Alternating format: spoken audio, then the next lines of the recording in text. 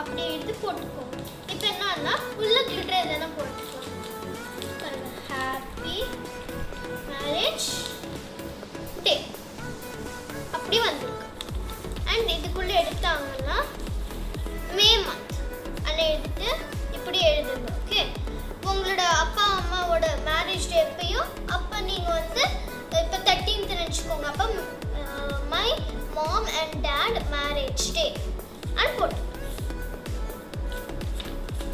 இது நான் greeting card செஞ்சேன் எங்கள் அம்மா அப்பாவுக்கு. அண்ட் நான் வெளியே போயிட்டு வாங்கினது.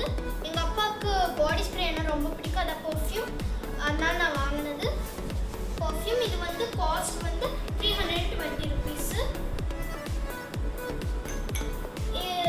செப்பரேட்டாக நான் கிஃப்ட் பேக் பண்ணிட்டு நான் கொடுத்தேன். அப்புறமா இது வந்து ரொம்ப எனக்கு எங்களோட அப்பாவுக்கு இது ரொம்ப பிடிச்சிச்சு.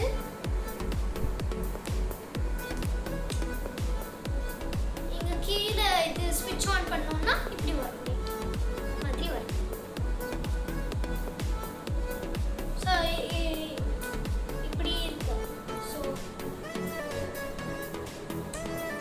ஓகே, அப்புறமா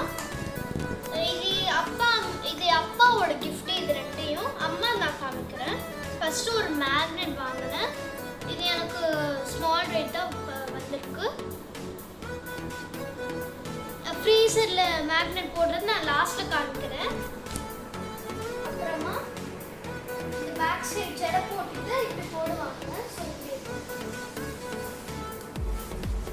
ஓகே, அப்புறமா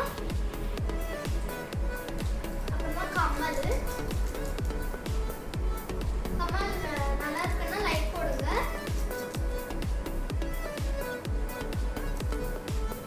அப்புறமா ஸ்டிக்கர் வாங்க. பொட்டு நல்லா இருக்கா? ஸோ இதுதான் நான் வாங்கணும். நான் சொன்னேன்ல ஃப்ரீசரில் நான் காமிக்கிறேன் எப்படி இருக்கும்னு காமிக்கிறேன்.